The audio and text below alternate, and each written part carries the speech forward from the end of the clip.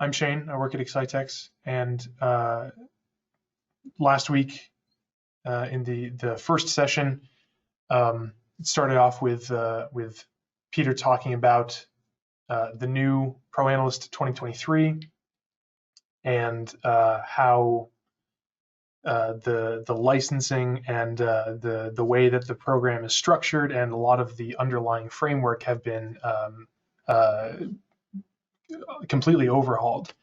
And it's now ProAnalyst 2023 is a faster and more robust um, motion analysis software, and it's available in a lot more ways as far as licensing is concerned. So the first half was all about the changes to ProAnalyst 2023, how it's licensed, how it's structured.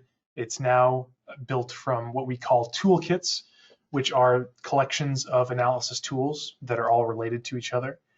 And in the second half of last week's session, I talked about, I went through a typical basic analysis workflow. I went through a few of the toolkits, and I talked about some things that were brand new, new innovations in ProAnalyst 2023. But I only got to talk about a few of the 21 toolkits. So tonight, I'm going to be talking about those in more detail, showing some examples and explaining why these toolkits, especially some of the new ones, are incredibly powerful and useful in a lot of different motion analysis applications. So to start, I have on my screen here the Excitex website. Once again, just like last week, I'm going to be referencing the ProAnalyst 2023 webpage. I talked about how there's an overview section for people who aren't familiar. There's a section that briefly covers what's new in 2023. This mentions the new licensing options and how it's built from toolkits. There's the 3D section, which I may or may not get to today. And then here is the toolkit section, and this lists all of the 21 toolkits that are available to be licensed in ProAnalyst 2023, as well as comparison charts between them, and a few videos, a bunch of pictures showcasing what they do for specific applications, and then some descriptions to tell you why you might want to use a particular toolkit. So I'm going to be quickly running through these toolkits, and I will occasionally jump over to ProAnalyst 2023 and show a video example of what the particular toolkit does. So I think to start, I'm just going to go in order here based on what's on the website. I'm just going to do a brief overview of these because there's a lot of toolkits. A bunch of them are new. Customers will not have seen these before, and they are very useful for the applications that they're designed for.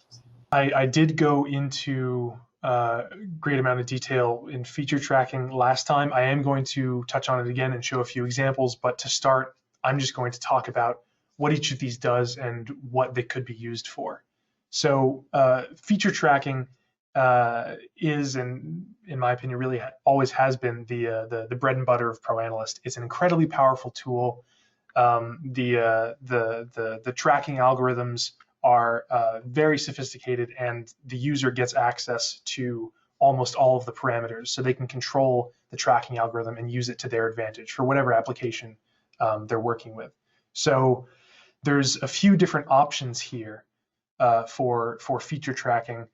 And these first three are the ones that I'm going to talk about the most here, because these are the 2D ones. I'll be able to show some examples. Standard feature tracking is a great introductory toolkit for feature tracking. You can automatically track one feature. So in this instance, someone was recording a bee moving around. and they wanted to get the position of the bee. And it's very simple to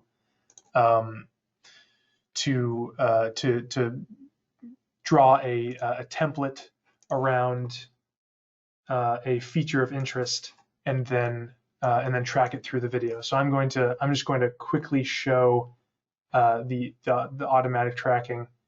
Here we go.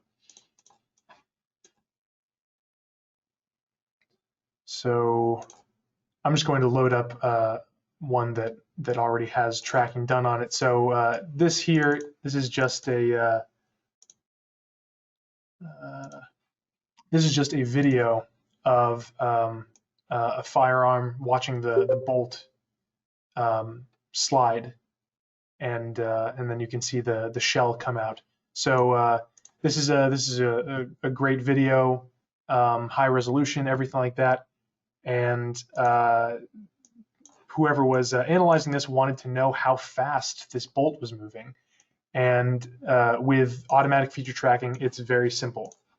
You define a template, assuming that you have, so some image processing, which I'll get to, but you just define a template around what you're interested in. You set the template, and then you just click play. Sorry here. Set the template. I see. Yep, set the template. Right, and then I just click play, and it tracks it. So feature tracking is very useful for a lot of different applications. It's sort of the universal kind of tracking, because it allows the user to define the template. So here you can see someone wanted to track this bee. In this case, there was a horse in a tank filled with water, and they were able to. I think I actually analyzed this video. They were able to track the different joints on the horse and then connect them together. Anything with special markers like quad targets, that's a lot easier. They're not required because it's markerless tracking, but feature tracking is very powerful. And in these different levels, as you can see in this chart here, there's different tools available. So feature tracking is very powerful, and it has become even more powerful with 2023 because this control panel, as I mentioned last week, has been completely redesigned. There are entire sections that are brand new to users, like these very easy to use clear buttons for clearing track points, interpolating between data points if there's missing data, different display options to show and hide the labels, the search areas, etc. Setting coordinates relative to feature one. All of these things users will not have interacted with before, and they're now, because some of them are brand new, some of them were buried, and now they've been brought to the forefront. So it makes the entire feature tracking process a lot smoother and a lot more efficient. So there are different levels available of feature tracking, as I mentioned, and so different users can choose how deep they want to get into the feature tracking process. So these toolkits here, standard feature tracking, adaptive feature tracking, and full parametric feature tracking, these are going to be brand new to users of what we've referred to as legacy ProAnalyst. These were broken out, so now users can mix and match and choose what level of feature tracking is most appropriate for their workflow. So this is a huge change to how it was done before, and it gives the user a lot more flexibility. So that is feature tracking. I went into a lot of the specific features last time. I will want to touch on one later, namely the virtual points menu. But I will get back to that in a moment. So that's feature tracking. Specialty analysis toolkits. Constrained edge tracking was formerly known as 1D line tracking. And as you can see here, there's an explosion. There was a shock wave, and the edges of the shock wave were tracked using these channels here. And these white dots are where ProAnalyst found the edge of the shock wave, and then circle fit was performed. So anytime a customer is looking at shock waves or the waves on the surface of some body of water, or like this video of an airbag, for example, this was also analyzed with constrained edge tracking. Anything that involves a surface moving, constrained edge tracking is perfect for. So it's similar to feature tracking, except that feature tracking is unconstrained in 2D, and constrained edge tracking, it's looking for a specific feature, some region of interest, whether it be a difference in value or whatever. It's looking for that just along that user set channel. So it's a very powerful tool for characterizing surfaces. I'm going to show a quick look at that as well, because many users will not have interacted with constrained edge tracking, and the control panel for this one, like feature tracking, has undergone some pretty significant changes. So let me pull this in here. Okay, and then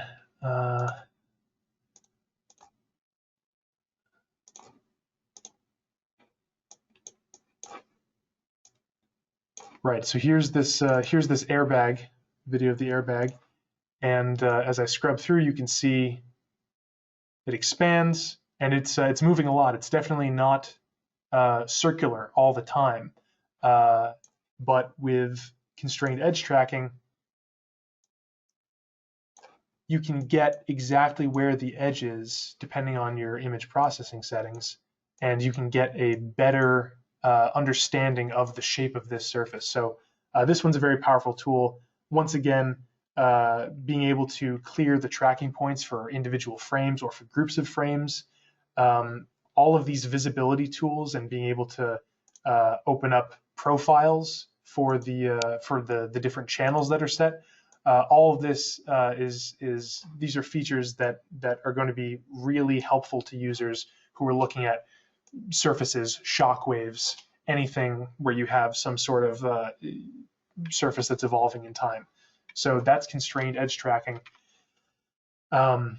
There's a bunch of different types of specialty analysis toolkits. These are going to be for users who are working on very specific applications, but there are ways to get creative with them. Like particle tracking can be used for water droplets. It can be used for if someone's recording insects moving on a surface. Anything with small dots on a background of a different color or a different brightness, those can be characterized with particle tracking. And all of these descriptions and all the information that you need to know about these different toolkits is available here on the website. So I highly encourage anyone who's wondering about these different toolkits, what they do, the differences between them, even what's new with some of these, like particle or contour. I highly recommend that they go to this page, the ProAnalyst 2023 page on the website, and read these descriptions. Look at the charts here. So that's constrained edge tracking. While I'm here, I can briefly demonstrate contour tracking. This is one that's a little bit more specialized, and it's let me hide this one here. So this one does sort of what constrained edge tracking does, except a lot finer. So constrained edge tracking is a lot more multi-purpose. It can be used in many applications. Whenever you have something moving and there's a clear edge that you want to track, you can use constrained edge tracking. But with contour, when you have this shape where it's all the same intensity, if I zoom in here, you can see all of these points that it placed. So it's doing a really fine version of constrained edge tracking. And then you can get things like the center of gravity, the perimeter, and the area. And this is not just for things like automotive testing. If someone's looking at water flow and they have the camera pointed above at some water that's moving, they can see regions that are like brighter. That might indicate different heights, and they can get the area of those regions or the perimeter of those regions using contour. So anytime that you have a large region where it's all sort of one intensity, you can use contour tracking. And as I scrub through here, you can see it does a perfect job at characterizing the edge here. And all this information I can get out of ProAnalyst if I want to. I can export to text or Excel, like the center of gravity and the area. So there's a lot of very helpful specialty analysis toolkits here, and they are special. So they're specialty because they perform specialized functions, but they can be used in a variety of different ways. And what's really cool about ProAnalyst 2023 is what I'd mentioned before, the virtual points menu. If I am doing an analysis like this, and I have my contour here, or if I'm doing constrained edge tracking and I have a bunch of these points along my channels, and I really want to connect them. I want to bring all this data together because all this data is useful, but I had to acquire it using different tools. Previously, it was pretty difficult to do anything with that because all these tools are designed for their own specific purposes. But with the virtual points dialog inside of the feature tracking control panel, you can now import data from other toolkits into feature tracking. So you can take your constrained edge tracking analysis and your contour tracking analysis and your particle tracking analysis, and you can combine them and turn them into features, which is what we call the objects in feature tracking. So I can click here, I can say, yeah, I want to grab the center of contour 1 from the contour tracking toolkit.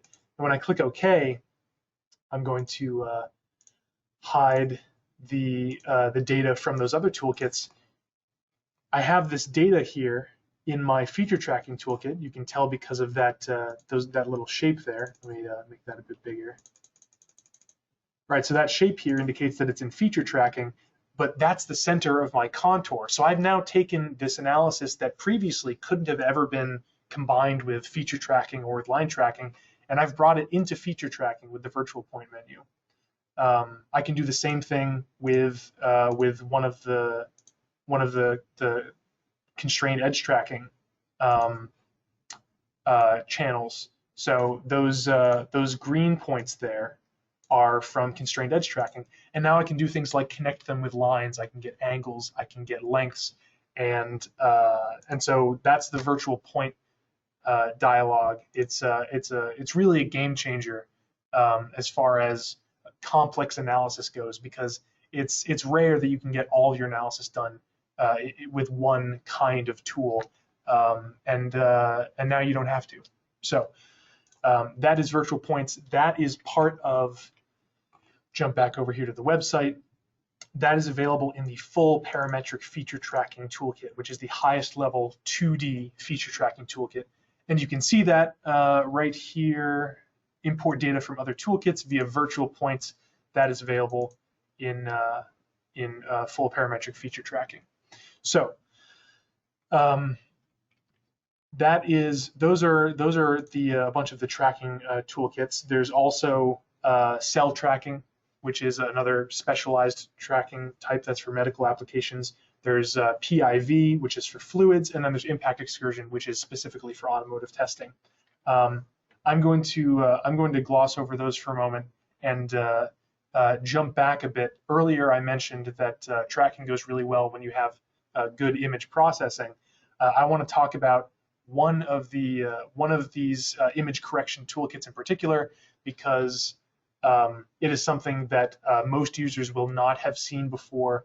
It's a new toolkit, and it's very powerful for for dealing with videos that may have been taken in difficult situations, or the lighting wasn't perfect, and that really doesn't matter because you can correct your image with these image processing filters here. So all of these were taken from these are machine vision filters. These are signal processing filters. So you have arithmetic, like logical operations. You have things like edge detectors. You can see that all of the edges here. Let me hide some of these other things. You can see that all of the edges here have been highlighted, and it's just a there's I think more than 60 of these, and they all serve different functions. You can smooth, you can detect edges, you can close connections if there's small gaps, or you can break connections open. So anything that you want to analyze, even if the video originally was taken in poor lighting conditions, you can get it to a place where it's usable here. And so this is huge for motion analysis because you don't always have the best conditions when you're recording. And because of the new ProAnalyst 2023 licensing system, this toolkit, image processing, let me jump over to the website here.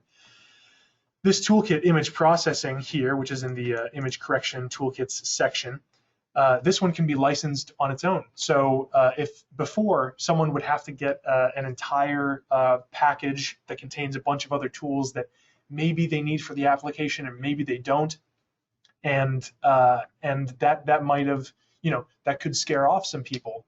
But here, if someone wants to get ProAnalyst 2023 and they just want to add image processing to it, maybe image processing and image stabilization, they can add just those, and then that's your machine vision package. So this opens up a lot of doorways for applications that are close to exclusively machine vision or image processing.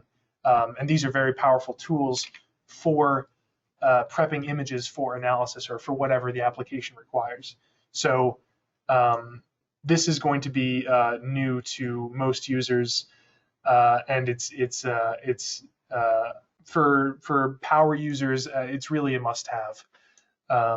So that's image processing. Let's see here.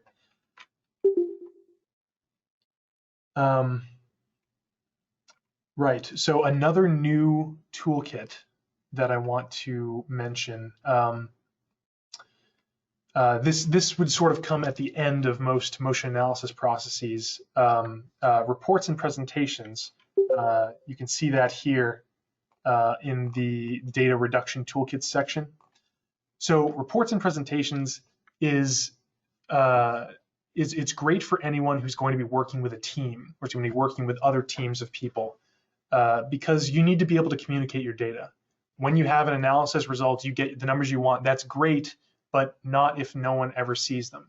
So with reports and presentations, users now have access to a bunch of different ways to annotate their video and draw attention to specific features of interest. So for example, if I turn the contour back on here, let's say that that at this point, this is the center of gravity moved down, or it's in an unexpected location. Let's say that I really want to draw attention to this. I can go into the annotations control panel, which is licensed with reports and presentations, and I can draw a circle around it here, or I can put some text and I can say it just moved, whatever. So I can mark up the video after I've done my analysis, and I can have these annotations persist in time, or I can have them appear for just one frame. And then what's really cool is I can add notes to my video, either just for one frame or for the entire video, and then I can export and convert this into a presentation. So I can, instead of showing someone a video, instead of rendering out the video or sending them the analysis files, I can say, oh no, I want to make an HTML presentation, or I want to make a PowerPoint presentation, and I want to use this template that I have on my computer. And I can choose whether or not to include notes. I can choose what data to include, and then I can generate it, and then I can take that and give it to people instead, and that way I can communicate the analysis results from my video. So that's going to be big for people who are working with large teams, anyone who's in education. It's just a really handy way to get your results across to other people without needing to send them files or any other more difficult method of communicating those results. So the Reports and Presentations Toolkit is brand new, and that is part of the data reduction section here. So if someone wanted to license that individually, they just want to use the base functions of ProAnalyst 2023, and then they want to report to people, or let's say they're teaching some sort of introductory physics class, and they want to do a brief demonstration and then create a report, they can get just this. Whereas before, they wouldn't be able to. They would need to get some larger package. And then that might worry them, and they may not end up getting anything. So the modularity of ProAnalyst 2023, as Peter mentioned last time, is really huge, and it opens up so many more possibilities for combining toolkits for different applications. The last thing I want to touch on in 2D is graphing. So I'm going to pull up a video here.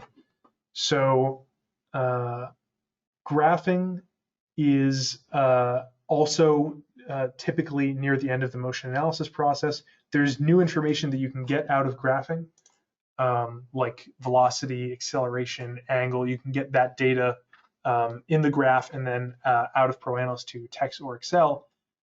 But it's also a very, very useful visualizer inside of the application. And as was mentioned last week, a lot of the changes to the ProAnalyst software are under the hood.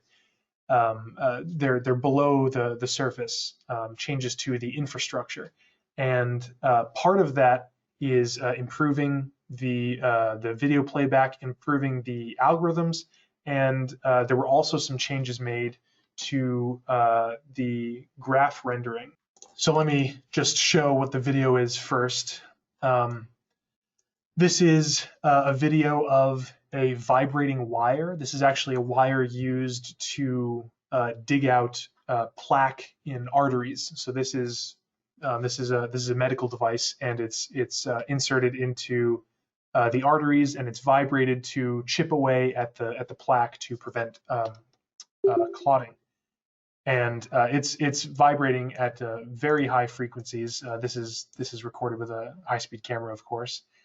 And you can see that it's moving up and down, but it's also slowly moving up and down, like over the course of a quarter of the video, or maybe a fifth of the video. So there's two levels of frequency going on here, and you can characterize that with the constrained edge tracking toolkit, as is done here. You can see that these 4 channels were drawn, and as I scrub through the video, these white dots follow the center of this vibrating wire. So here you have, again, a very creative application of the constrained edge tracking toolkit. It can be used for any sort of application where you have some edge or some surface that's moving. And so now that this is tracked, I already showed a preview of it a moment ago. This is I believe this is the Y position, the up and down position of these different track points in these channels against time. And so you get this great visual of where you have the highest Y value. It's flipped because my calibration is flipped the other way around. And you can look at the points where it's the lowest, which here is the highest. And this is just a great visual of the positions of these, and you can see by looking at this how the wire is moving, but you can't really tell what the frequency is. And I mentioned a moment ago that the frequency is pretty interesting because there's the high frequency oscillations, and then there's the low frequency oscillations, the slow up and down motion. But I can easily view that by clicking on this tab here. This is a fast Fourier transform, FFT, and now I can see, hey, I have some low frequency oscillations down here, and I have a couple high frequency oscillations up here. I have one around 18,500 hertz, and then I have this one which is like 21,800 or so hertz. Let me show my legend here. Right, so yeah, 21,807. So I can get now the frequency analysis just by doing one click. So this is a very powerful tool for anything that's oscillating, and all this information can be exported out of ProAnalyst if necessary. But this makes for a great visual, and you can easily click around and get the values of the frequency or get the vertical, the positions of these. Whatever you graphed, you can get it very easily just by moving this around. Those are available in the advanced data graphing toolkit. You can do, with standard data graphing, you can graph just one of these, like maybe just the red or just the blue, and then and you can view how that evolves in time.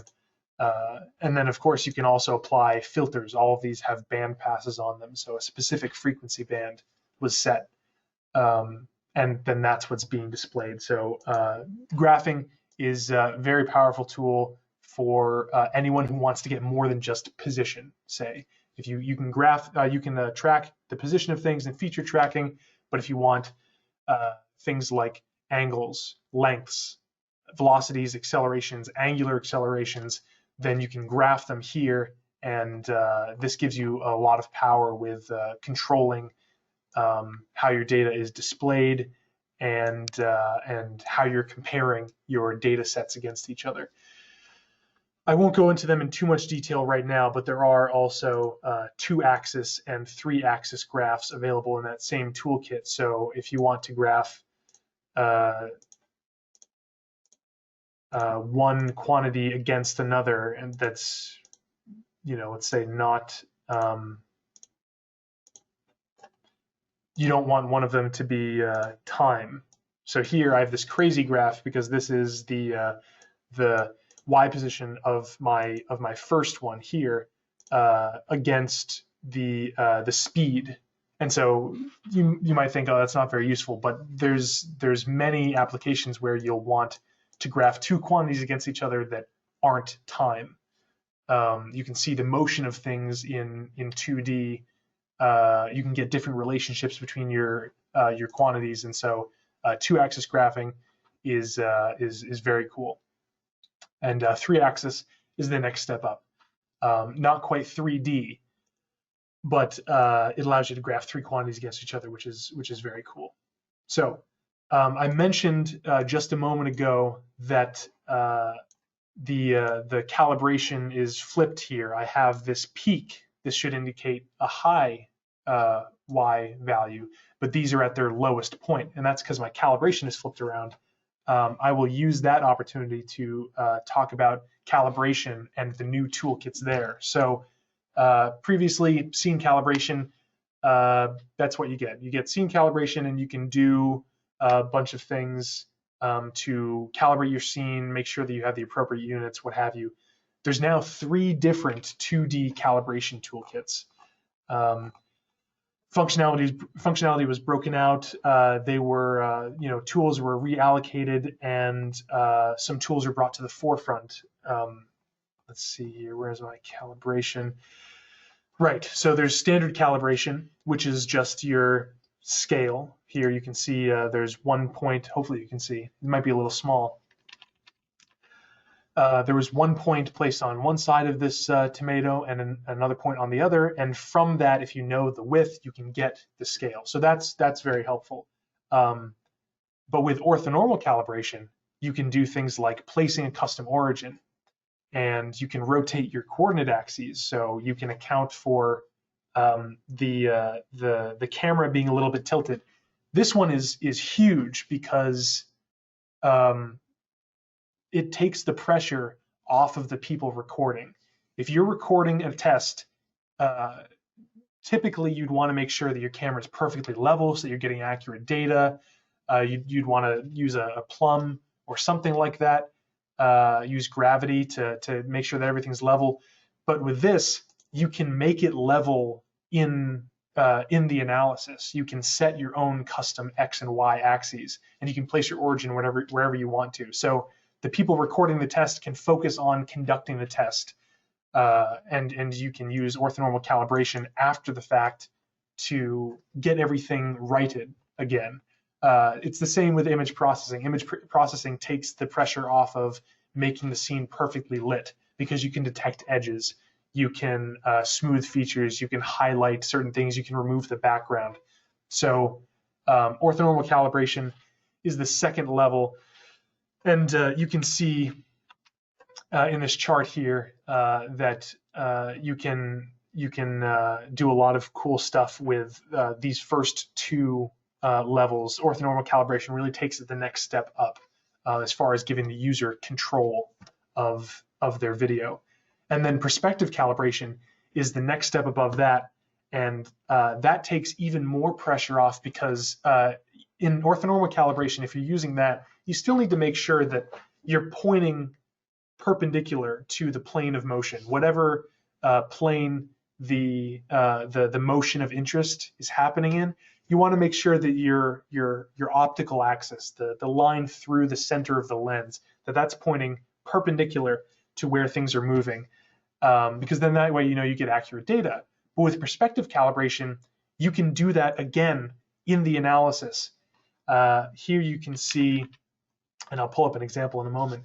Here you can see someone was recording swimmers in a pool, and you have the lanes going from right to left, but the person who's recording isn't directly above the pool, and they're not directly to the side of the pool. They're looking kind of down at an angle, and they don't need to worry about being perfectly perpendicular because they can use perspective calibration to define their own custom plane of motion.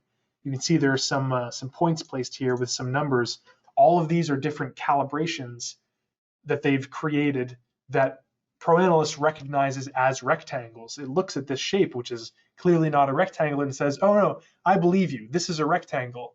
And then all of the motion that happens there, it maps to that plane. So that's a very powerful tool for calibrating a scene where you don't have the camera exactly where it needs to be. It's a little bit off axis, and that's okay.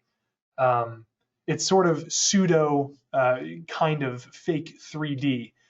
You're dipping your toes into 3D with that. There's another part of perspective calibration here where you can calibrate your planes of motion using distances from the camera. That's what we call multiple calibration. And so if I know that I have one plane of motion and I have that all calibrated, I can say, well, the next one I know is 20 meters beyond that, and then that one's calibrated too. So there's a lot of powerful tools for calibration in perspective calibration. Those are for you're sort of going towards 3D, and they're great to have in the user's back pocket in case something goes wrong, in case they don't get everything they need to set up when they're recording. Orthonormal calibration, perspective calibration image processing, image stabilization, which I will briefly touch on. All of these are very important for taking the pressure off of the person recording. And once again, all of these can be licensed individually. If you want just orthonormal calibration, you can get just orthonormal. If you want perspective calibration, you can go up that next level and you can have access to all of these tools. So it puts a lot of the power in the user's hands for choosing how they want to conduct their analysis. So let's see here. So that's calibration. All the information you need to know about the different calibration toolkits is on the ProAnalyst 2023 webpage, and all of those tools can be accessed from this control panel here in the software. Image stabilization, I'll just show one that's already been done because I have one here. Image stabilization is another one of those tools that just helps you fix things when you're doing the analysis. I don't have the original video pulled up right here, but you can see on the right there's that region of black, and that's moving. It's because the whole video is moving so that it keeps the firearm in the same place. If I put my reticle here over this white dot and I scrub back and forth, you can see that the firearm isn't moving. It was in the original video. Let me pull that up. I just want to show that quick comparison. Right, so I'm going to open up the original video here, and I'm going to link these two so that they play together. And as I play this, you can see if I put my reticle on that white dot, it doesn't stay there. Because in the original video, the firearm, these dots are moving. But that's not helpful for my analysis. And I couldn't have accounted for that during recording, and that's okay. I can go over here instead. It looks like I'm not linked up. I can go over here instead, and I can stabilize. And now I know that this analysis here, this feature one, I know that information is going to be accurate. So that is image stabilization. That's another toolkit in the image correction category. So there's all of these toolkits available for users to license, and they can mix and match them. And there's a lot of new features that they will not have seen before, and all of the information about that you can find on the website here.